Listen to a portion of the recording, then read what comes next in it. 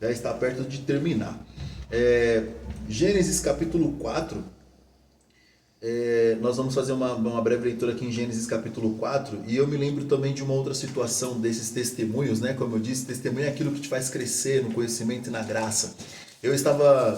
Para ser sincero, eu não lembro de onde eu estava vindo, mas eu lembro que eu estava de moto, ali na Avenida Interlagos, próximo da igreja do Padre Marcelo, e o rapaz me fechou, e eu me lembro da situação em que ele que estava errado naquela situação. Não me lembro exatamente se ele não sinalizou, se foi a forma com que ele entrou e eu já estava pairado ali, né, lado ao lado dele. E aquele cara me fechou, eu fiz assim com a mão, né, um sinal com a mão como que, você tá doido, você não tá me vendo aqui, não cheguei a falar nada para ele, mas eu fiz esse sinal. E naquilo ele proferiu algumas palavras, né, de baixo escalão, que não provém reproduzi-las, e aí eu fiquei calado, mas naquele momento, né, o famoso ireis, mas não pequei, subiu aquela ira no meu coração.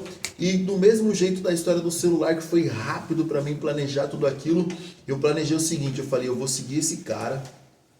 Quando ele chegar na bifurcação que tem lá em cima no Shopping Interlagos para entrar para a comunidade ali, né, para quem conhece a comunidade da pastora Célia, né, que já descansa no Senhor, Maria dos Reis, tantas mulheres ali, né, Deus da profecia, igrejas antigas ali, né, firmada na rocha. Quando ele chegar ali naquela bifurcação, eu vou tirar o capacete e vou quebrar o vidro de trás dele.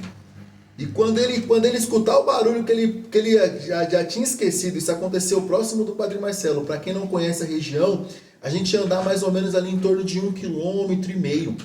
Então o meu plano era um plano de frieza. Ele fala, ele tá achando que ele é o homão, que ele é o mais homem de todo mundo, eu vou ficar quietinho. Eu fiquei quietinho, mas o meu plano foi esse, né? E graças a Deus, no fim das contas, eu lembrei que minha mãe sempre fala assim, cuidado que você não sabe quem é que tá dentro do outro carro, né? Então, tanto pode ser um ladrão, tanto pode ser um policial, quanto pode ser os dois, né? Quanto pode ser um miliciano, seja lá quem for, a gente não sabe quem é outra pessoa, a gente não sabe se a pessoa tem alguma coisa ou não a perder, né? Muitas das vezes quem tem um lar para voltar, uma família, uma mãe, uma irmã, somos nós, né? A pessoa que tá ali no mundão tá para matar e para roubar também, né?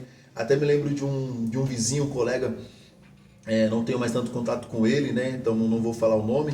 Ele participava da Dragões da Fiel, né?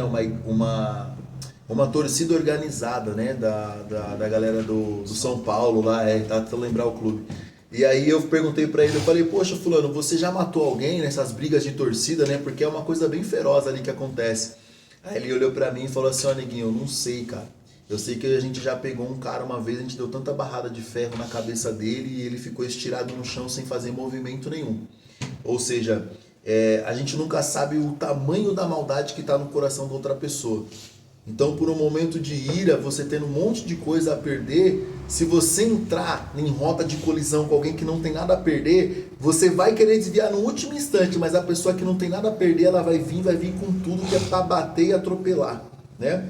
Então, Gênesis capítulo 4, versículo 2 está dizendo assim, depois nasceu Abel, irmão de Caim.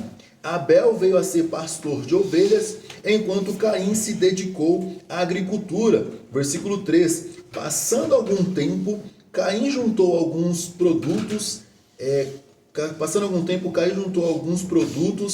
Caim se dedicou passando algum tempo, alguns produtos da terra, e com ele fez uma oferta a Deus. Então, versículo 3 novamente, que eu embolei aqui, li novamente a mesma linha. Para quem não entendeu, eu vou ler novamente o versículo 3. Gênesis 4:13 está dizendo assim, lá no comecinho da Bíblia, né? Para quem não conhece, primeiro livro aí.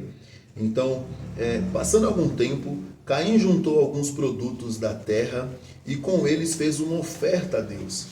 Versículo 4, Abel também fez uma oferta a Deus. O que Abel apresentou a Deus foram as primícias criadas do rebanho dele. Feito o sacrifício, ofereceu ao Senhor Deus as melhores porções. Deus aceitou a pessoa e a oferta de Abel. Versículo 5. Mas rejeitou a pessoa de Caim e a oferta dele. Caim ficou cheio de raiva em seu rosto. Mostrava ódio, né? Na versão viva deixa isso claro. Na versão Almeida também vai dizer que o seu rosto se fechou, né? seu semblante mudou na versão Almeida, vai estar dizendo nesse final do versículo 5. No versículo 6 está dizendo assim: por que você está com raiva? Perguntou o Senhor. Por que você está com raiva? Por que você está com o seu rosto mal? Versículo 8. E aí o Senhor, né, aqui eu pulei alguns versículos para quem não conhece a história, o Senhor está perguntando para ele: olha, veja bem, amigo, se você me oferecesse uma coisa boa, é certo que eu ia me agradar, mas o que você me ofereceu foi resto, não preciso de resto, né? E aí eu já pulei aqui para o versículo 8, como eu disse, sendo bem sucinto aí, com os pontos de livrar-me de mim mesmo, está dizendo assim: certo dia, Caim convidou Abel para um passeio no campo. Quando estavam por lá, Caim atacou e matou o irmão.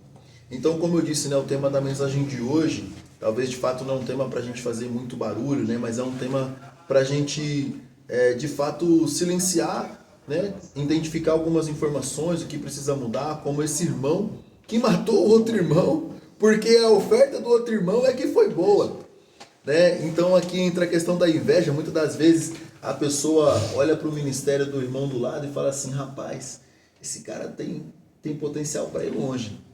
E o medo do potencial do irmão faz com que a pessoa queira abafar o ministério da pessoa. Né? Então a mesma coisa aqui acontece, né? Eu creio que o primeiro homicídio, né, declarado aqui, descrito na Bíblia, né, Caim e Abel, uma história que conta até hoje, inclusive a própria palavra, né, nos Heróis da Fé vai dizer que a oferta de Abel fala até hoje, né, o sangue, né, de Abel fala até hoje também. Então, observe que esses irmãos tiveram um tempo, né, para poder abandonar aquele plano. Ele não abandonou aquele plano. O Senhor já havia falado: ó, eis que o pecado está à porta do seu coração, e se ele entrar, vai cair sobre ti o peso disso aí. O Senhor já avisou, né? Aquele que criou o homem já avisou ele que, ó, se você alimentar esse pensamento, se você continuar com esse desejo, cuidado, porque de repente Deus não vai tirar esse desejo, como eu disse na história das cordonizes, né? Sem querer fugir aqui do tema, né? E uma última passagem para a gente concluir